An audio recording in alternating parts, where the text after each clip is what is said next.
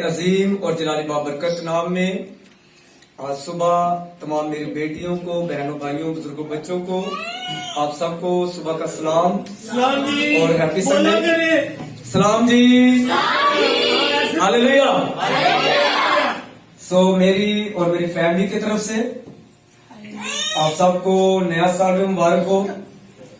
सो आज एक खास मैसेज, खुदा का सारा कलाम जो है वो खास है, लेकिन एक खातून को कितनी स्ट्रगल करनी पड़ती है, मेरे ख्याल से जो हमारे बुजुर्ग हैं यहाँ पर वो बता सकते हैं कि कितनी छानबीन करनी पड़ती है, कितनी बुकें पढ़नी पड़ती है, फिर जाकर एक मैसेज तैयार होता है। ऐसे नहीं हो जाता। बात का एक मैसेज को तैयार करने के लिए 2-2 माह भी लग जाते हैं, 1-1 माह भी लगता है, हफ्ते में भी। बात का पाकरू एनी टाइम भी गाइड कर देता है, ऐसी बात नहीं है, लेकिन एक खातम की तैयारी होना बहुत जरूरी है, तो तब जाकर मैसेज तैयार होता है। सो जिनके पास खुदा का कलाम अक़दस है वो मेरे साथ निकालेंगे इंसान की किताब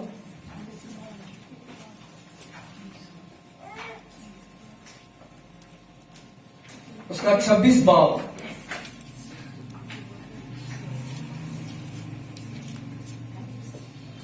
और उसकी 27 आयत। जिस किसी को भी बेटियों में 27वीं आयत।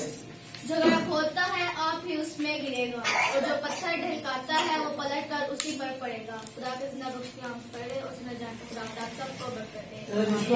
आमीन। हाँ जी, सब कहेंगे आमीन। सो मेरे अजीज दोस्त, इससे पहले मैं अपने टॉपिक की तरफ आऊं, इस किताब की थोड़ी सी मालूमात आपको देना चाहता हूं। इन साल की किताब की अगर आप लिखना चाहते हो तो लिख भी सकते हैं। इस किताब का मुसन्नफ जो है वो सुलेमान बादशाह है। इन साल की किताब 950 काफ मीम से 700 काफ मीम के दरमियान लिखी गई। ये किताब कदीम इसराइल में लिखी गई और इसके 2 आखिरी अबवाब लमुएल और अजूर ने लिखे, जिनके बारे में ज्यादा मालूमात नहीं है। और इस किताब के कुल अबवाब 31 हैं और इस किताब की कुल आयात 914 हैं और ये फहरिस्त के लिहाज से 20वें नंबर पर आती है। सुमरेज़ीज़ो, इस मालूमात के वसीला से खुदावंद आप सबको बरकत दे। ये इन साल की किताब की मालूमात थी कि ये कब लिखी गई और किसने लिखी, इन बातों का भी जानना हमें जरूरी है। सो मेरे अजीजों, यहां पर खुदा का बंदा, खुदा का ममसू, जिसे दनाई का बादशाह भी कहते हैं, सुलेमान बादशाह, तो जो अपने मुंह से और अपनी किताब में यह कलम बंद करता है कि जो पत्थर ढलकाता है वो उसी पर आन पड़ेगा। सॉरी, पहले क्या है? जो गड़ा खोदता है, जो गड़ा, मेरे पीछे पड़े, जो गड़ा खोदता है आप ही उसमें गिरेगा, और जो पत्थर ढलकाता है वो पलट कर उसी पर पड़ेगा। सो मेरे अजीजों, समटाइम बस का तो हम ये समझ लेते हैं कि गड़ा जड़ा है, शायद जड़ा लोग खोद देने आम सड़कों ते ऐला गड़ा, वो इस गड़े की बात नहीं कर रहा। और जो पत्थर ढलकाता है, आप ये सोचते होंगे कि इसका मतलब क्या है? इसका भी मतलब यही है, जो पत्थर ढलकाता है। तो गड़ा खोदने से मुराद किसी के लिए परेशानी बनाना, किसी की जिंदगी में परेशानी। सुलेमान बादशाह इस की बात कर रहा है कि आज दुनिया के अंदर बहुत सारे आपको ऐसे लोग नजर आएंगे, बहुत सारे ऐसे लोग मिलेंगे जो किसी के लिए परेशानी बनाते हैं, किसी को डिग्रेड करने के लिए या किसी को गड़े में फेंकने के लिए, उसके लिए एक गड़ा, एक प्लान तैयार कर देते हैं। तो खुदा का बंदा, खुदा का मंसूब सीधे लफ्जों में कहता है कि जेड़ा किसी लिए परेशानी बनाएगा ओदे च आप गिरेगा। ओदे च की करेगा? आप गिरेगा। जो किसी के लिए दुख पैदा करता है उस दुख में वो आ पड़ेगा, और जो किसी के लिए परेशानी बनाता है उस परेशानी में खुद गिरेगा। ये खुदा का क्या है? कलाम है। ये सच है ना? तो मेरे अजीजों, बेशक दुनिया के अंदर कितने ही लोग गड्ढे खोदने वाले हैं, इल्म और कलाम के जरिए गड्ढे खोदते हैं, जादू टूने के जरिए गड्ढे खोदते हैं, कारोबारी लिहाज से गड्ढे खोदते हैं, लेकिन खुदा के मंसूबों के लिए, खुदा पर भरोसा करने वाले लोगों के लिए, खुद जिन्होंने अपने दिल जो है वो अपने खुदा को दिए हैं, उनके लिए एक कलाम मुकद्दस में तसल्ली है। सब बोले हालेलुया। उनके लिए कलाम मुकद्दस में क्या है? एक तसल्ली है। तो आइए खुदा के कलाम मुकद्दस की रोशनी में आगे बढ़ते हुए चंद खूबसूरत किरदारों की जिंदगी से सीखेंगे कि उनके लिए गड्ढे भी खोदे गए, उनके लिए प्लान भी तैयार किए गए, लेकिन खोदने वाले गड्ढे जो है, बनाने वाले प्लान जो है, उन पर उनका कोई असर ना रहा। हालेलुया। तो जिनके पास खुदा का कलाम मुकद्दस है वो मेरे साथ पैदाइश की किताब उसका 37 बाब उसकी 18वीं आयत से 34वीं आयत तक अगर हम रीड करें, पढ़ें, तो इसमें एक बड़ी खूबसूरत जिंदगी, बड़ा खूबसूरत किरदार नजर आता है। कितने लोग हैं जो बुजुर्ग यूसुफ की जिंदगी के बारे में वाकिफ हैं? हालेलुया। हम सब इस खूबसूरत जिंदगी से वाकिफ हैं कि पहला गड्ढा जो है, हम देखते हैं कि उसके लिए गड्ढा नहीं खोदा गया, बल्कि उसके लिए गड्ढे खोदे गए, उसके लिए प्लान तैयार किए गए। लेकिन कलाम मुकद्दस बयान करता है, कलाम मुकद्दस बताता है कि उसके अपने ही भाइयों ने, उसके 12वां ऐसा नहीं, बल्कि उसके अपने ही भाई पहले उसके कत्ल का इरादा करते हैं। क्या करते हैं? उसके कत्ल का इरादा करते हैं, और उसके बाद उसे एक कुएं में फेंक देते हैं। और जब कुएं से निकालते हैं तो इस्माइलियों के काफले के हाथ भेज देते हैं। उसके लिए गड्ढे खोदे गए, और उसके बाद उसकी जिंदगी पर गौर करें। इन तमाम प्लानों के बावजूद, इन तमाम गढ़ों के बावजूद, हम देखते हैं कि जब वो आगे जाता है, जब वो बिक जाता है, जब वो मिस्र में जाता है, तो बाइबल मुकद्दस में लिखा है कि पोतीफार की बीवी उसके सबब से वो कैद में चला गया। लेकिन इन तमाम गढ़ों के बावजूद, इन तमाम प्लानों के बावजूद, खुदा ने अपने बंदा को सरफराज किया। और बाइबल मुकद्दस में लिखा है कि खुदा ने अपने बंदा बुजुर्ग यूसुफ को उस सारे मुल्क का हाकिम बना दिया। हालेलुया, हालेलुया, जोरदार तालियों के साथ।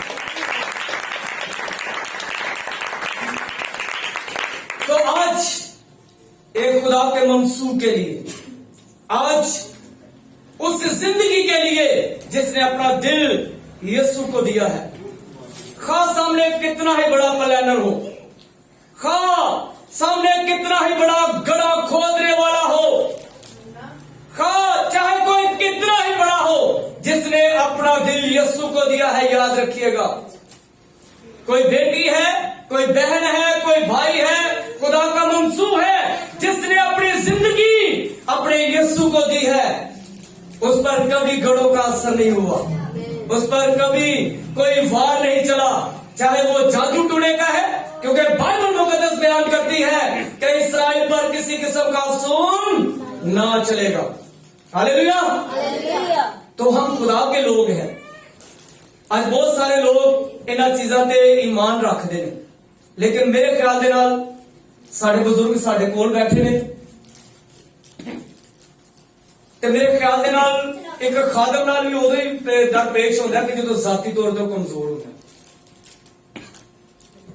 मेरे पिछले दिनों की किसी नाल गल हो रही सी, तकरीबन पिछले साल की गल है, छोटी सी बहस हो गई, मैं बहस नहीं करता, लेकिन एक बंदा कह रहा जी पादरियां नूं दुआवां की जरूरत नहीं होती। क्यों नहीं होती? बाइबल मुकद्दस में लिखा है, न्यू टेस्टामेंट में, नए आदनामे में लिखा है कि मुकद्दस पतरस जो कैद च सी ते कलीसिया पीछे दुआवां कर रही सी, ते ओदियां कलीसिया दी दुआवां दे वसीले ओ कंधा भी अबूर करदा जा रहा सी। कंधा जो लंघदा जा रहा ते की कह रहे, शायद मैं रोया देख लिया, ते ओदा पता चलिया जो फरिश्ते ने चौंक से ला के खड़ा दिता, फिर यीशु दी मनादी कर। हालेलुया। इसलिए एक खादम नूं भी दुआवां दी जरूरत होगी, ते सब तो अच्छा मेरे ख्याल दे नाल खुशकिस्मत खादम होवे कि जिहदी कलीसिया ए गोडे टेक के जो अपने बाप रूहानी बाप वास्ते दुआवां कर रही। बाप ते सारे नहीं करदा है, ते बच्चों नूं बास कर परवाह नहीं होंदी, उन्हें खंघ लगी है, वो पता नहीं की परेशानियां आ रही हैं, कल्ले ही फैट कर रहे हैं सारे लिए, लेकिन उधर जो प्रे नहीं होंदी, दुआ नहीं होंदी, फिर बंदा थक भी जाता है। इसलिए खादमां नूं दुआवां की जरूरत होगी। सो मेरे अजीजों, हम अपने पॉइंट की तरफ आएंगे और उसके बाद एक और खूबसूरत किरदार, खूबसूरत जिंदगी के बारे में, ये बेशक आप मुझसे हवाला जात ले लीजिएगा, मलका आस्तर की जिंदगी के बारे में हम देखते हैं कि जब बादशाह ने हामान को सरफराज किया, बड़ा कार्य खास था, उसको सरफराज कर दिया, तो हर बंदा बशर जो था उसको सलाम करके और सर झुकाकर गुजरता था। बात लोग ऐसे भी अकीदत करते हैं अपने सर को झुकाकर, लेकिन मर्द की जो था ये एक यहूदी था, तो यहूदी को वाजिब नहीं कि उसका सर जो है वो खुदा के सिवा किसी और के सामने झुके, तो इसीलिए वो हामान के सामने अपने सर को नहीं झुकाता था। तो इसी गुस्से की वजह से उसने क्या किया, उसने उसके लिए प्लान तैयार किया। प्लान क्या था कि इनू 50 हाथ सूली उची बना के ओदे ते की कीता जाए, टंग दिता जाए, जड़ दिता जाए, ताकि सारे नूं इबरत हासिल हो, सारे देखण के इहदे नाल की होया। ते मेरे अजीजों, जदों ये गल मलका आस्तर दे कोल पहुंची, तो मलका आस्तर ने की कीता, 3 दिन का रोजा रखा। उन्हें कहा जे मैं बच गई ते बच गई, जे मर गई ते मर गई, लेकिन मेरी सारी कौम जेड़ी है वो मेरे वास्ते की करेगी, दुआ करेगी, ते रोजा सी इस मकसद लई रखांगी। ते जदों उन्होंने रोजा रखा, दुआ की, ते उस तो बाद असीं की देखने आ कि जेड़ी सूली किहदे वास्ते, मर्द की वास्ते तैयार की गई सी, ते उसे सूली दे किनू टंगिया गया, हामान नूं। ते जदों हामान नूं ते नाल ओहदे किन्ने बेटे सन, 5 दे 5 10 बेटे, उन्होंने भी टंगिया गया।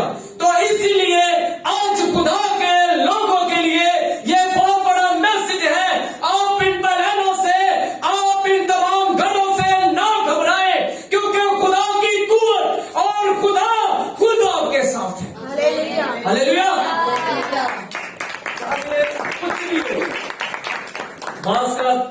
हम ये सोचते हैं कि हम जिसकी इबादत करते हैं, जिसकी प्रस्तिश करते हैं, शायद वो हमारी दुआ को नहीं सुनता, वो हमारे साथ नहीं है, लेकिन बिलीव करें, जब आप घुटने टेक कर खुदा की शुक्रगुजारी करते हैं और दुआ करते हैं, खुदा आपको हर तरह के गढ़ों से बचाने की कुदरत है। और इसके बाद एक और खूबसूरत किरदार दानियल की किताब में हम देखते हैं कि खुदा का मंसूब दानियल नबी जो था, दानियल नबी जो था, खुदा ने अपने बंदा को जब 120 नाज़मों पर और 3 वजीरों पर खुदा का बंदा जब सबकत ले गया, तो हम जेडे 120 नाज़म सन अंदरों सड़ते सन कि बादशाह इनू सरांदा है, बादशाह इनू अगे लिया है, लेकिन वो ये नहीं जानते थे कि उसके अंदर अल्लाह ही कुव्वत और कुदरत काम करती थी। वो खुदा का ममसू था, इसलिए वो हर बात पर सबकत ले जाता।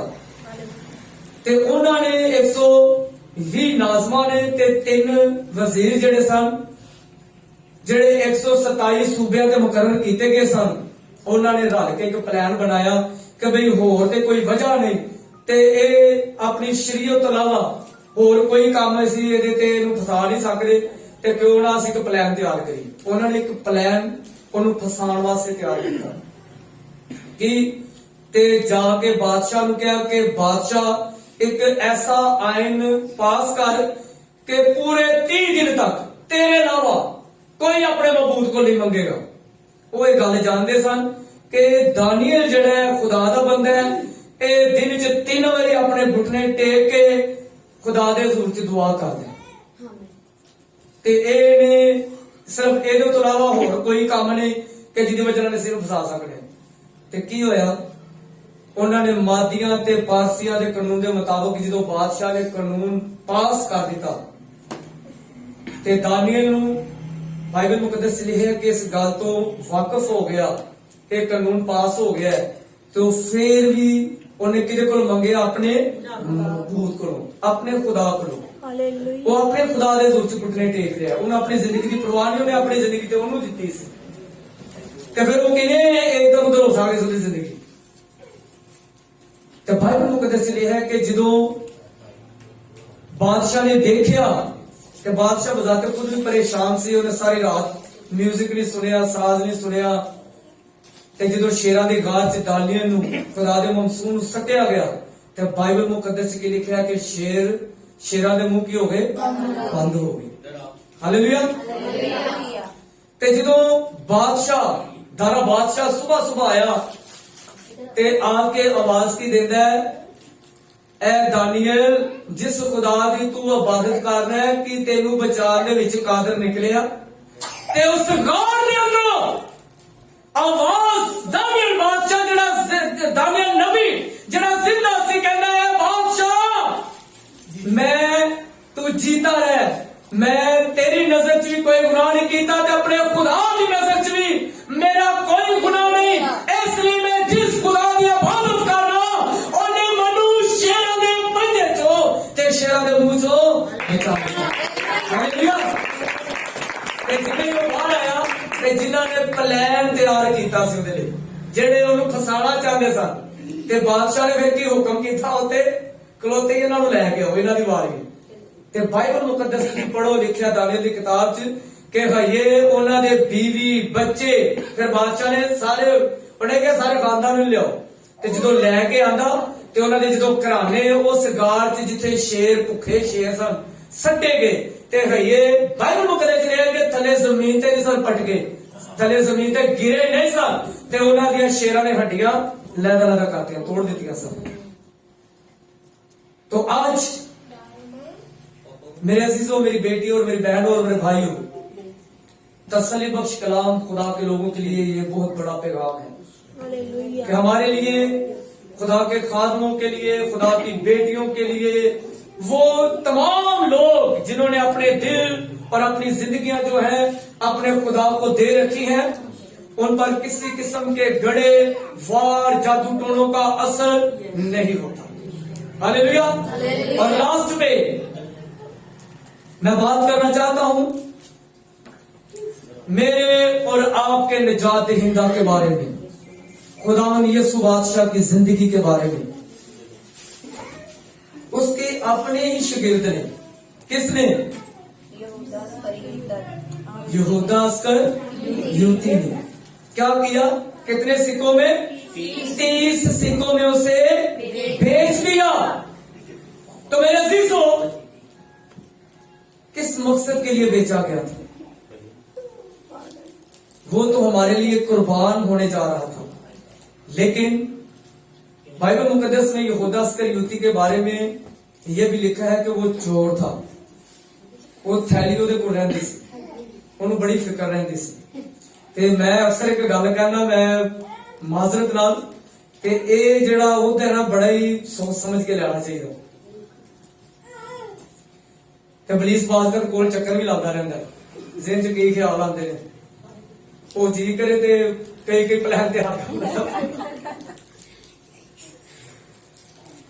सारे किरदार अच्छे ने लेकिन बात कर मैं सोच रहा कि बड़ा बड़ा जिम्मेदारी का किरदार है कि ਉਹਦੇ ਕੋਲ ਵੀ थैली रहती सी ਤੇ ਉੱਥੋਂ ਕਿਹੜਾ ਕੰਮ ਹੋ ਗਿਆ लेकिन मेरे अजीजों बाइबल मुकद्दस बयान करती है कि वो जिसकी आवाज से पानी थम जाते हैं जिसका रोब पूरी दुनिया मानती है खास चरिंद परिंद हवान पहाड़ जंगल दरिया एक एक चीज जो है उसका रोब मानती है खुदा यीशु बादशाह जो भूखों को सैर करता जो भूखों को खाना खिलाता जो मर्दों को पल भर में जिंदा कर देता मैं उस हस्ती की बात कर रहा हूं उस पर्सनैलिटी की बात कर रहा हूं यहूदा इस्करियोती ने तो बेच दिया एक प्लान तैयार किया लेकिन खुदा यीशु मसीह तीसरे दिन मुर्दों में से लेकिन यहूदा इस्करियोती के बारे में लिखा है कि उसने एक जगह पर लिखा है फांसी ले ली और एक जगह पर लिखा है कि घोड़े से नीचे गिरा और उसकी आंतरियां तो आज मेरी तमाम बेटियों से बहनों से भाइयों से बुजुर्गों बच्चों से आप सबसे दरख्वास्त है कि आज जो खुदा यीशु बादशाह पर ईमान रखते हैं जो अपने खुदा पर भरोसा करते हैं जिन्होंने अपने दिल और अपनी जिंदगी अपने खुदा को दे रखी है उनके लिए आज ये पैगाम है और यही हासिले कलाम है कि उन पर कभी किसी किस्म का वार नहीं चलता खां लोग उनके लिए गड़े खोदे वो उन गड़ों में नहीं गिरते बल्कि खुदा उनको निकाल लेता है तो मैं इंसान ही की किताब में यह भी पढ़ा था कि खुदा रास्तबाज के लिए मदद को तैयार रखता है खुदा अपने लोगों की मदद करता है खुदा एवरी टाइम अपने लोगों के साथ रहता है खुदा इस कलाम मुकद्दस के वसीला से आप सबको और मुझे ना जिसको बरकत सके